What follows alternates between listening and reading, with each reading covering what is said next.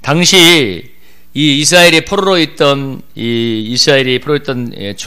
바벨론은 중동의 최강대국으로서 정말 바벨론 포로 생활 중에 있었는데, 이들이 이 바벨론의 통치에서 벗어난다는 것은 상상할 수도 없는 일이었습니다. 정말 상상할 수도 없는, 왜냐하면 너무나 강력한 이 제국이었기 때문에 여기서 통치에서 벗어난다는 것은 상상할 수가 없는 일이었는데, 그런데 하나님이 그런 바벨론에서 그들을 이렇게 구원할 것이라고 이렇게 이야기하는데요.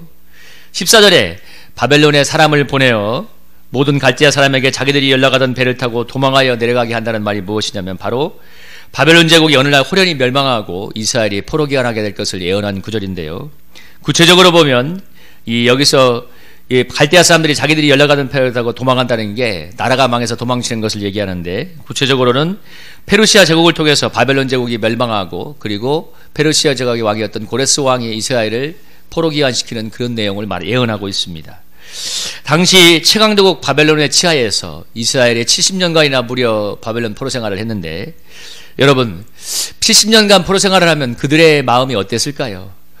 여러분, 영화 암살이라는 영화에 보면 마지막에 이런 내용이 나옵니다. 그 변절자였던, 독립군을 배신했던 그 사람을, 이정재 씨였죠. 그분을 처단하기 위해서 우리 독립군 출신의 사람들이 와가지고 마지막에 물어보죠. 왜 우리 동지들을 배신했나 물어보니까 그 이정재가 뭐라고 대답하냐면, 해방될 줄 몰랐어. 해방될 줄 몰랐어. 그래서 불과 36년의 세월밖에 되지 않았는데도 불구하고 그 변절자의 이유가 뭐냐면 해방이 올 거라고 생각하지 않았던 거예요. 너무나 설득력 있는 답변 아닙니까? 마지막에 이제 그 변절자를 처단하기 위해서 총구를 들이고 물어봤을 때 왜 동지들을 배신했어? 그러니까 해방될 줄 몰랐어. 이렇게 얘기하는데, 여러분 70년 동안 한번 포로 생활을 한다고 생각해 보세요. 70년이면 한 인생이 가는 시기 아닙니까? 우리 꼬마 애기가 왔으면 죽어가는 무덤에 묻힐 시기가 있으니까 여러분 누가 소망을 가졌겠어요? 그런데 이렇게 도저히 있을 것 같지 않던 그 일이 하나님께서 때가 되니까 이 바벨론 제국이 멸망되게 하시고 고레스 왕이 등장함으로 말미암아서 그들이 바벨론 포로 생활에서 돌아오게 되었습니다. 그래서 오늘 본문이 뭐라고 하냐면, 이스라엘 창조자여 너희의 왕인 내가 이것을 할 거기 때문에 그 일은 때가 되면 정확하게 이루어진다는 의미입니다. 이것이 예언인데, 이스라엘 창조자여 왕이신 하나님께서 이 일을 행할 거기 때문에 때가 되면 정확하게 이루어질 것인데요.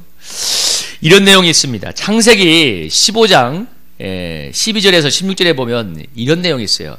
하나님께서 아브라함과 언약을 맺는데 뭐라고 하냐면, 13절에 보면 이런 내용이 있죠. 뭐라고 했습니까? 아브라함아, 너는 내 자손이 이방에서 객이 되어 그들을 섬기겠고 그들은 400년 동안 내 자손을 괴롭게 할 건데, 그런데 그 섬기는 나라를 내가 징벌할지며 내 자손이 큰 재물을 이끌고 돌아오리라.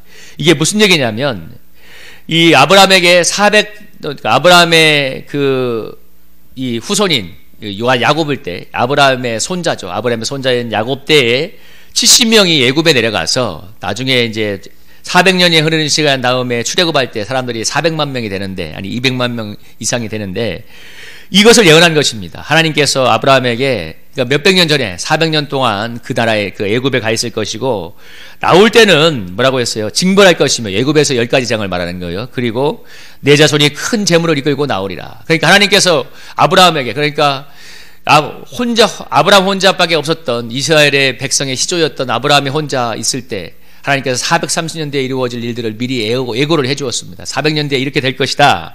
근데 그 일이 어떻게 이루어졌냐면, 출애굽기에 보면 이거 12장의 내용이 뭐냐면 출애굽의 내용인데, 여러분 35절 36절 한번 읽어보세요. 35절 36절 한번 읽어볼까요? 시작. 이스라엘 자손이 모세의 말대로 하여 애굽 사람에게 은금 패물과 의복을 구하며 여호와께서 애굽 사람들에게 이스라엘 백성의 은혜를 입히게 하사 그들이 구하는 대로 주게 하심으로 그들이 애굽 사람의 물품을 취하였더라. 그리고 40절 41절 한번 읽어볼까요? 40절 41절 읽어봅니다. 시작. 이스라엘 자손이 애굽에 거주한 지 430년이라 430년이 끝나는 그날에 여호와의 군대가 다 애굽 땅에서 나왔은즉. 여러분 방금 읽었던 내용하고 앞에 있었던 창세기 15장하고 한번 해보세요. 창세기 15장에서 뭐라고 했어요? 13절에 400년 동안 네 후손이 그 나라에서 괴로움을 당할 것이고, 14절에 보면 그 섬기는 나라를 내가 징벌할지며 그 후에 내 산이 뭐라고 했어요? 큰 재물을 가지고 나오리라. 하나님께서 아주 구체적으로 예언을 해줬어요. 근데 출애굽기 12장 35절 36절에서 뭐라고 했어요? 은금 패물과 의복을 구하니까 여호와께서 애굽 사람들에게 이스라엘 백성 은혜를 입게 그들이 구하는 대로 다 주었다고 했어요. 구하는 대로. 그러니까 이런 거예요. 집에 가서 저 다이아 바지 좀 줘 하면 다 주고, 귀걸이도 줘 하면 주고, 금붙이도 주면 줘. 그야말로 다 가지고 나온 거예요. 근데 하나님께서 무려 400년 전 더 먼 시절 전에 400년 뒤에 있을 일을 예고하셨는데, 그게 때가 되니까 뭐예요? 403년이 흑원이 되라니까 정확하게 41절에 뭐라고 했어요? 430년이 끝나는 날에 하나님의 정하신 시간이 끝나는 그 시간에 정확하게 다 성취가 되었다는 것입니다. 그러니까 성경이 무엇을 얘기하고 있냐면 하나님께서 정한 놀라운 구원의 역사가, 이스라엘 백성을 향한 구원의 역사가 때가 되니까 뭐요? 41절에 뭐라고 했습니다. 403년이 끝나는 그날에 여호와의 군대가 애굽 땅에서 다 나왔다고 얘기하고 있습니다. 그러니까 무려 400년의 시간이 흐른 뒤에 하나님께서 약속하신 그 약속이 신실하게 성취가 되었는데요. 이 하나님이 어떤 하나님이란 말이에요? 전능하신 하나님이고 신실한 하나님일 뿐만 아니라 여기 오늘 본문에서 말하는 15절에 나는 이스라엘의 창조하여 너희의 왕이니라. 내가 이 일을 했던 사람이라고 이렇게 얘기하고 있죠. 근데 오늘 하나님께서 뭐라고 얘기하냐면 성경에서 그런데 430년 뒤에 내가 이 출애굽의 위대한 역사를 행하였고, 그리고 출애굽 과정에서 어떤 일이었습니까? 16, 17절의 내용이 바로 출애굽 때 홍해가 갈라졌던 것을 얘기하는 거예요. 정말 전무후무한 홍해가 갈라졌던 놀라운 그 역사가 이루어졌는데, 그런 위대한 출애굽의 구원 역사도 이전 일이고 옛날 일이니까 기억하지 말라고 합니다. 왜? 하나님께서 새로운 구원의 역사, 바벨론 포로 생활 중인 이스라엘 백성을 새롭게 구원할 역사를 행할 것이기 때문에 옛날에 400년 전에 있었던, 그 옛날에 있었던 그 위대한 구원의 역사, 애굽에서 10가지 재앙으로 이스라엘 백성이 출애굽을 하고 그 백성들에게 정말 그 은금 폐물을 달라면 다 받아서 나오고, 그리고 이 홍해 바다가 활짝 갈라짐으로써 정말 전무후무한 구원의 역사가 일어났던 그 일들도 뭐예요? 이전 일이고 옛날 일이니까 너희가 생각하지도 말고 기억하지도 말라고 합니다. 왜?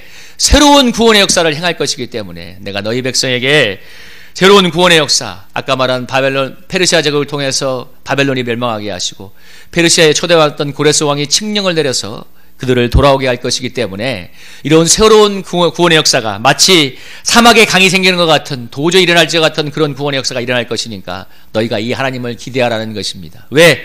과거의 역사 속에서 그런 놀라운 일을 행하셨던 그 하나님이 400년 전에 그 일을 예고하시고 정확한 시간에 대해 다 성취하시잖아요.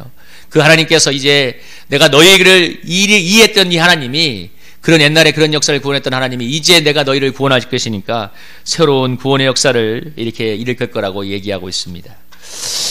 오늘 본문에서는 새로운 일들을 뭐라고 얘기합니까? 이렇게 얘기하죠. 사막에 강을 낼 거라고 하지 않습니까? 여러분, 사막에 강이 어떻게 납니까?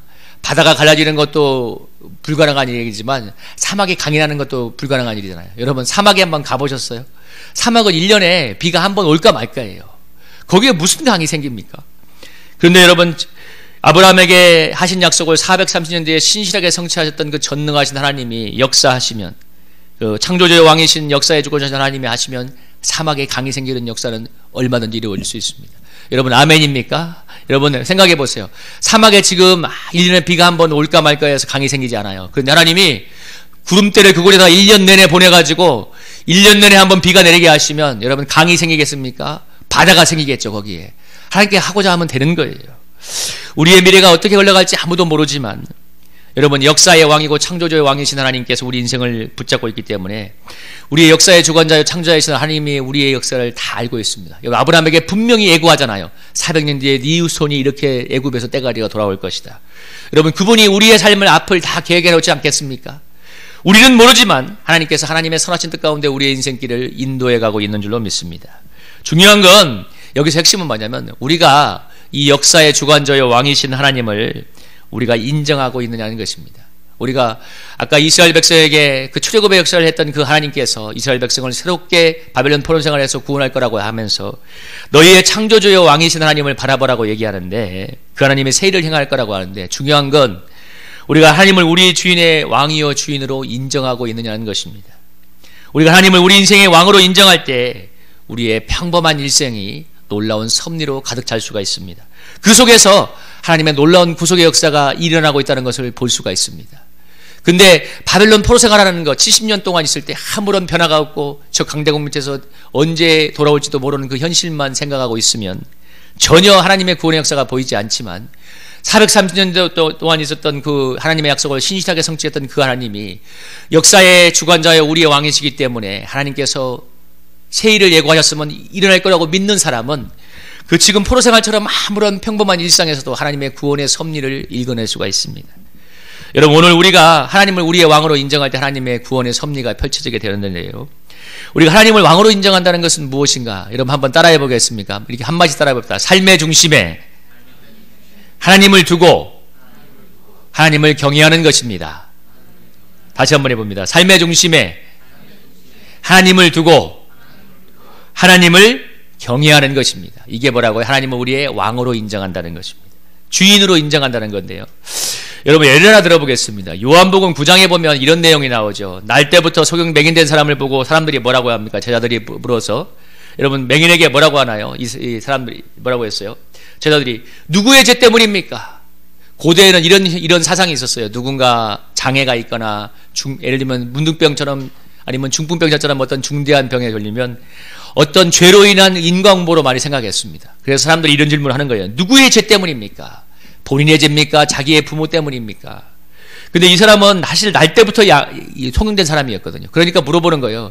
누구의 죄예요? 부모의 죄입니까? 아니면 본인의 죄 때문에 저렇게 소경이 되어 있습니까? 그러니까 예수님이 뭐라고 하냐면 3절에 뭐라고 했어요? 그 누구의 죄가 아니라 그에게서 하나님의 하시는 일을 나타내고자 하십니다 하고 나서 예수님께서 그 유명한 치매다 진흙을 이겨서 그의 눈에 바르고 힐레암 모대에 가서 씻으라고 했을 때 그의 태어날 때부터 막혔던 그의 눈이 시력이 회복되는 놀라운 역사가 일어나게 되었죠. 여러분, 인과응보적인 시각으로 해결할 게 무엇이 있습니까? 여러분, 누구의 죄가 뭐가 중요해요? 생각해봐요. 장애야, 눈을 못 뜨고 있어. 내 죄이든 부모의 죄이든 사실 그게 무슨 의미가 있어요? 여러분, 오늘 예수님을 만남으로 말미암아서 그의 눈이 떠지고 놀라운 하나님의 영광이 드러나는, 하나님의 하시는 일이 나타나는 게 중요한 거지, 누구의 죄가 무슨 의미가 있느냐는 거예요. 의미가 없다는 것은 아니지만 사람들은 탓을 하고 싶고, 그게 무슨 얘기예요? 이게 인과응보적인 생각이 뭐냐면 바로 탓을 하고 싶은 사람들의 본성 때문입니다. 왜? 무엇인가 여기에 원인이 여기에 있었다고 해야 뭔가 탓이라도 돌려야만 마음이 좀 풀리거든. 근데 중요한 건 뭐냐면 하나님의 하시는 일, 구원의 역사가, 여러분 이 실로암 목가의 맹인이 예수님을 만남으로 눈이 떠지는 그 전까지 이 인과응보적인 생각이 얼마나 시달렸겠어요. 그러나 여러분, 오늘 예수님을 만나서 눈이 떠지게 되었을 때 그는 어떤 고백을 하게 되었습니까? 아니요, 누구의 죄 때문이 아니라 예수님이 와서 내 눈을 뜨게 함으로 말미암아 하나님의 놀라운 영광을 간증하게 되는 축복의 통로였습니다. 그렇게 간증하게 되지 않았겠습니까? 왜? 주님을 만나게 되었을 때, 하나님이 찾아와서, 예수님이 찾아와서 눈을 뜨게 했을 때 누구의 죄 때문이 아니라, 여러분 한번 생각해 보세요. 요셉의 형들이 요셉을 감옥에 노예로 팔아버렸잖아요. 얼마 그것도 너무나 상처인데 보디발의 아내가 요셉을 뭘로 몰았어요? 강간 미수범으로 몰았잖아요. 그 음란한 아내가 요셉을 보고 잘생긴 요셉을 유혹해서 동침하자고 하는데 요셉이 순결을 지키려고 가지 않았는데 돌아온 결과가 무엇이냐? 그 나쁜 여인의 가락한 여인에 의해서 감옥에 던져진 것입니다. 3년 동안. 근데 중요한 건 하나님이 그 요셉의 인생을 붙잡으셔서 섭리하시고 요셉의 인생을 놀랍게 높이셔서, 여러분 애굽의 총리로 높이시고 그 7년의 흉년에서 수많은 사람들을 구원하고 야곱 일가를 구원하는 구원의 통로가 되었잖아요. 여러분, 왜 하나님이 요셉을 먼저 보냈겠어요? 물론 7년 흉년에서 수많은 애굽의 인민을 구원하게 했지만 결정적인 건 뭐냐면 야곱 일가가 올 길을 예비하고 있었던 거예요. 애굽의 총리로 되어서 70명의 야곱 일가가 왔을 때 그들을 누가 영접했냐면 애굽의 바로왕이 직접 나가서 영접하면서 어느 땅을 줬냐면 고센 땅을 줬어요. 고센 땅이 뭐냐면 요즘으로 말하면 나일강 삼각주인데 가장 기름진 곳입니다. 이거 애굽에서 가장 좋은 땅을 뭐예요? 왕이 바로 불화해 준 거예요. 왜? 이 요셉이 있으니까. 요셉의 이로 인해서 얼마나 애굽이 놀라운 구원의 역사가 일어났기 때문에 바로왕이 바로 야곱 일가가 오니까 하나님께서 그 놀라운 구원의 역사를 위해서 요셉을 이렇게 준비시키고 사용했던 것입니다. 그래서 요셉이 이 신비를 깨닫고 뭐라고 얘기합니까? 여러분, 요셉의 신비를 깨닫고, 여러분 한번 창세기 한번 찾아볼까요? 창세기 45장 한번 찾아봅니다. 창세기 45장 한번 찾아봅니다. 창세기 45장. 창세기 45장 한번 찾아봅니다.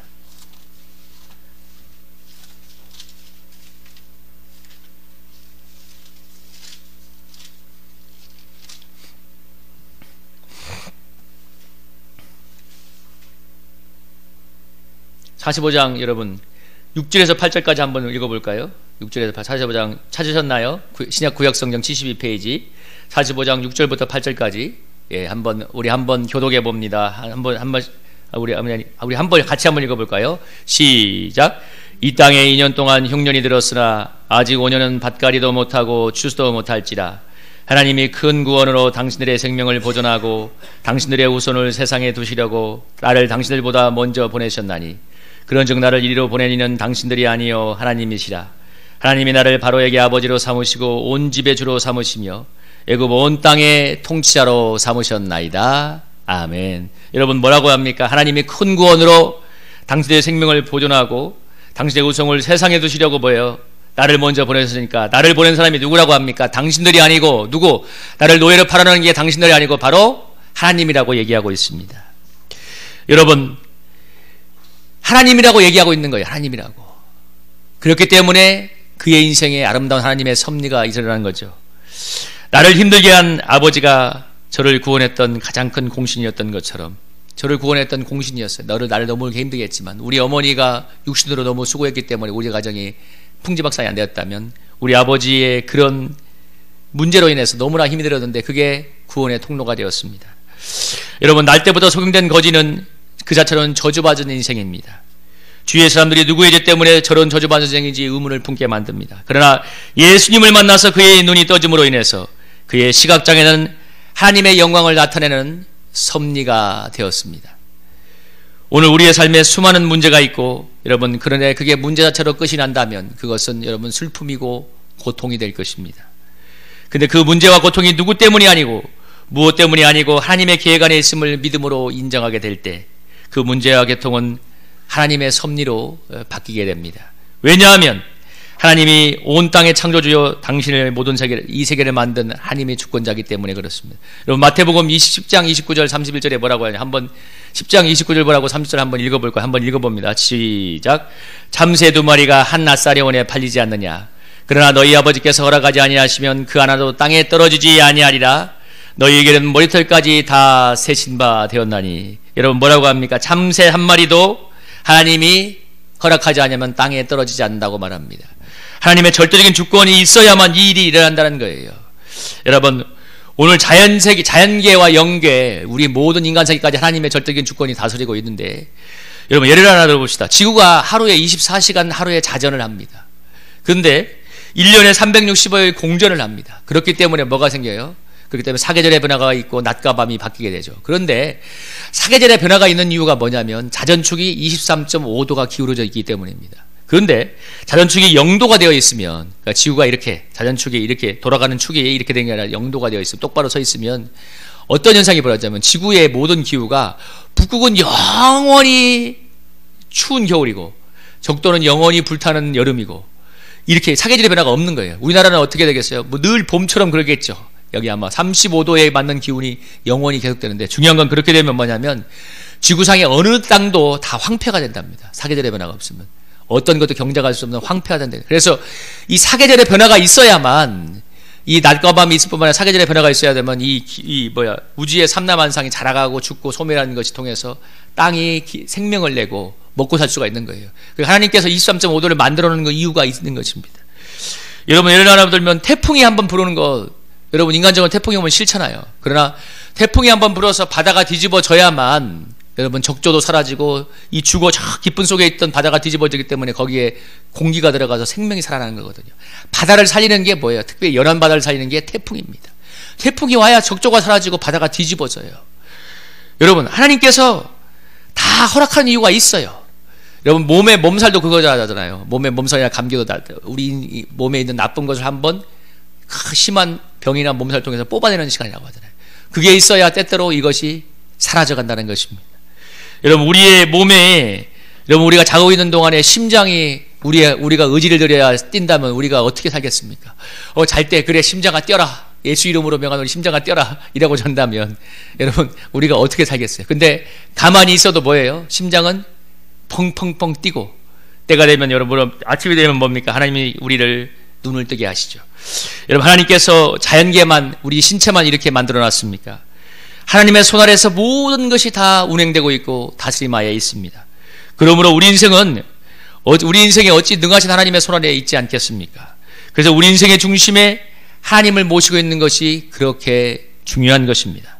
왜냐하면 그분이 이 세상을 다스리고 있는 절대적인 주권자이기 때문입니다. 여러분, 이 세상에 어느 것도 하나님의 섭리하에 일어나지 않는 일은 아무것도 없습니다. 어떤 문제든지 하나님의 섭리하에 이르러지고 있습니다. 제가 아까 바벨론 포로 생활을 얘기했는데, 여러분, 바벨론 포로 생활이 하나님의 섭리하에 일어나고 있다는 것을 아는 사람들, 70년의 바벨론 포로 생활이 예고되어 있고 때가 되면 기원이 하나님의 섭리 가운데 구원이 일어난다는 것을 믿는 사람들은 70년의 포로 생활에서 소망 중에 그것을 견디었지 않겠습니까? 시간이 되면 이것이 되어질 것이다. 근데 전혀 그렇지 않았던 사람들은, 하나님의 주권적인 역사를 믿지 않는 사람들은 그냥 그 포로 생활에 그냥 젖어들고 그대 떠내려가는 삶을 살았겠죠. 여러분, 오늘 하나님께서 하나님의 섭리하에 모든 것이 이루어진다는 것을 아셔야 되고요.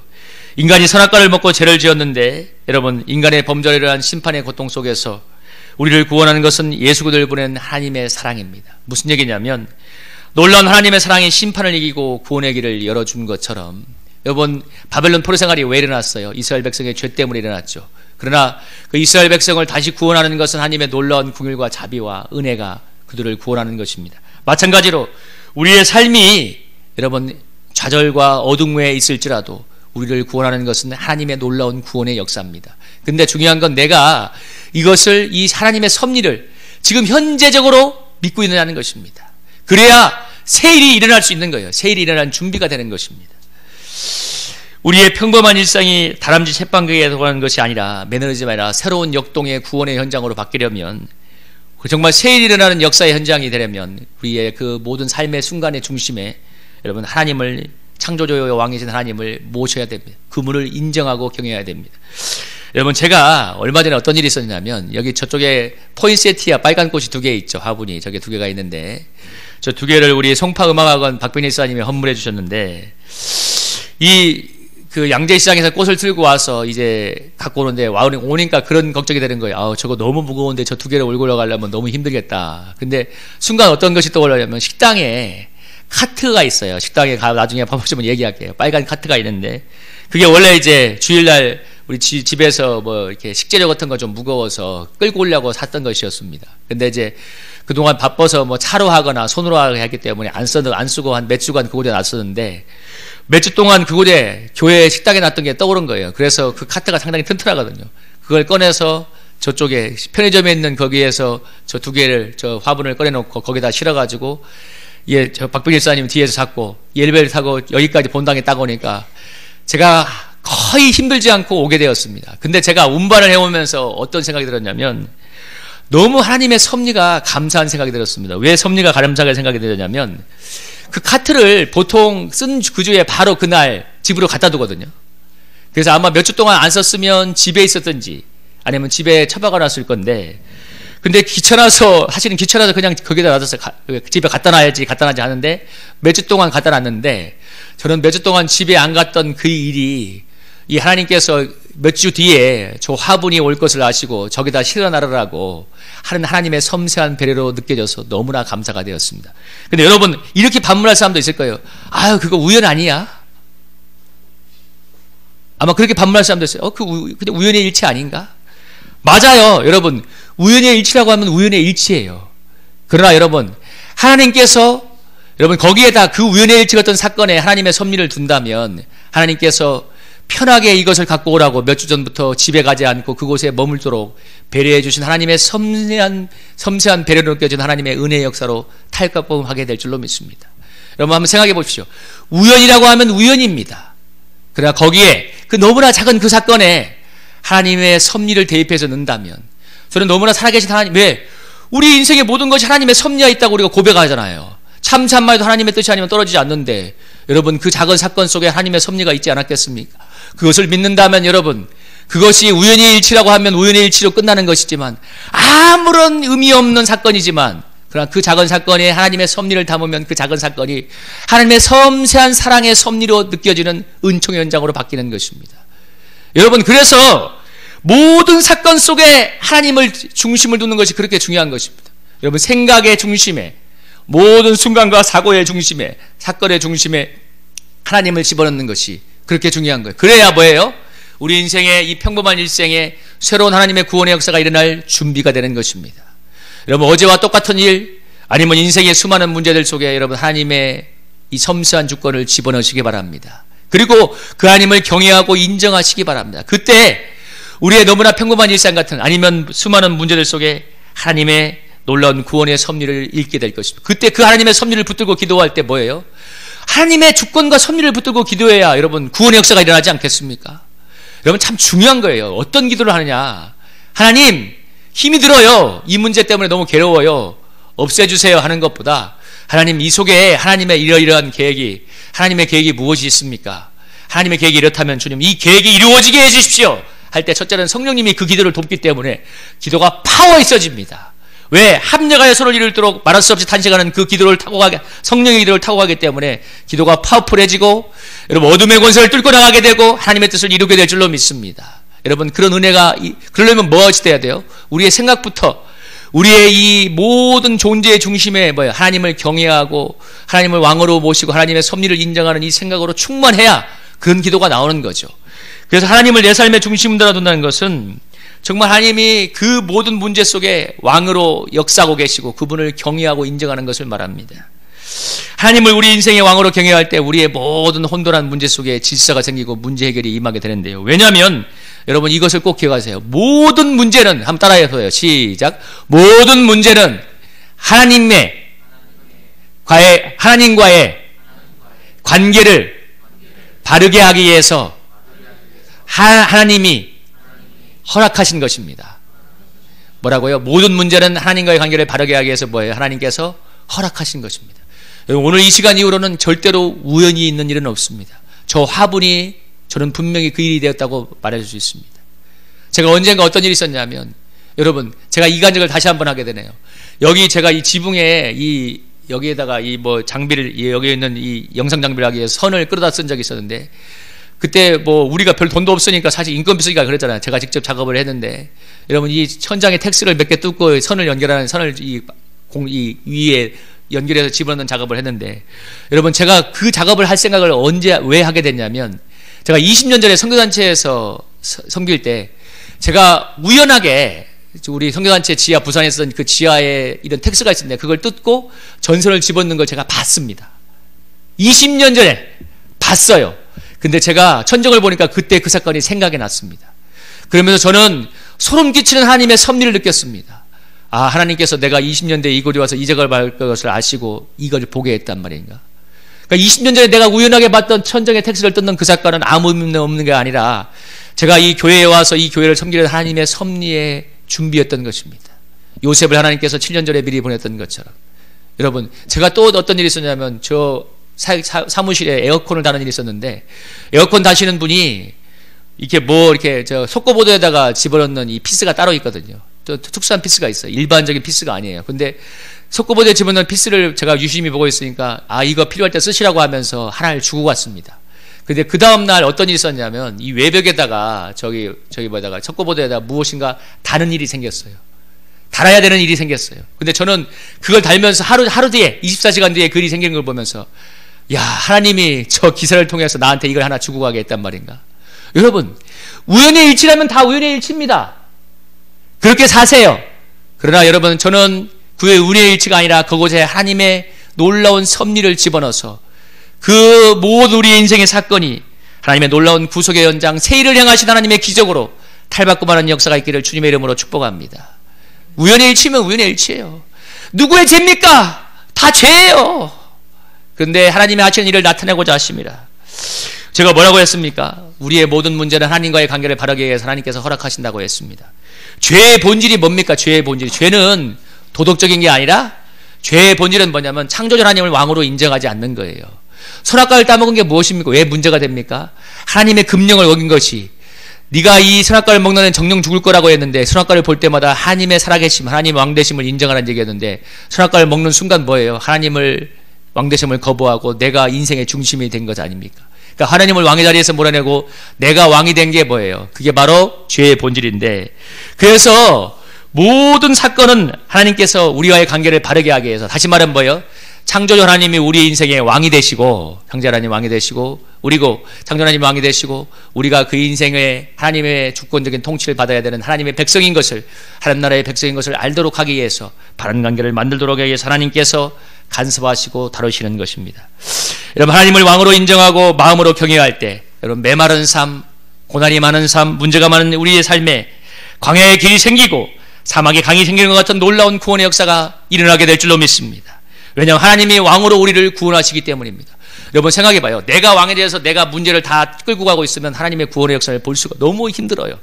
그런데 그 모든 자리에 하나님의 섭리를 인정하고, 맞아요, 하나님께서 왕이시고 하나님 당신께서 주관하시고 다스리시고 구원하십니다, 인정하게 되면 하나님이 그 문제 속에 들어오셔서 우리가 하나님을 왕으로 경외하고 인정하기 때문에, 인정하고 있으니까, 경외하고 있으니까 뭐예요? 하나님께서 친히 그 문제 속에 들어오셔서 우리를 구원하는 역사를 일으켜 주실 줄로 믿습니다. 그래야 새 일이 일어나지 않겠습니까? 여러분, 저나 여러분이나 얼마나 우리의 힘으로 살아왔어요. 우리의 뜻대로 살아왔어요. 특히 저는 너무나 많이 그런 삶이에요. 특히 성일교회 와서 제가 3년 반 있으면서 여러 가지 많은 어려움을 겪었는데, 여러분, 제가 그걸 보면서 느낀 건 뭐냐면, 하나님을 왕으로, 하나님을 주권자로 인정하는 하나님의 뜻이라는 것을 많이 느낍니다. 모든 문제에 있어서. 그리고 그것을 인정하고 하나님을 내 인생의 왕으로 초청하고 그분을 경외할 때, 여러분, 하나님께서 친히 내 인생에 오셔서 내 인생의 모든 필요한 부분에서 구원의 역사를 일으켜주지 않겠습니까? 하나님이. 여러분, 그러한 새 일이, 새로운 구원의 역사가 일어나는 2020년이 되기를 주님의 이름으로 축복합니다. 여러분, 전에처럼 나는 열심히 뛰었는데 돌아보니까 똑같아. 왜? 하나님과의 관계가 변화되지 않고 열심히 뛰는 삶은 똑같아요. 해 아래 새 것이 없어. 왜? 매너리즘이 반복되는 삶일 테니까. 신앙생활의 패턴이 똑같아요. 그러나 여러분, 이제 하나님의 주권을 인정하고 하나님을 왕으로 모시고 그분의 구원을 기대하며 기도하며 달려갈 때 올 한 해의 삶은 분명히 달라지게 될 줄로 믿습니다. 새로운 하나님의 구원의 역사가, 보라 내가 새 일을 행하리라 말씀하신 하나님의 구원의 역사가 일어나는 2020년이 될 줄로 주님의 이름으로 믿고 축복합니다. 여러분, 그런 2020년이 되기를 기도합니다. 우리 한번 이 찬양 부르고 한번 같이 한번 기도할까요? 우리 찬송가 425장 한번 부르고 한번 기도하기로 합니다. 주님의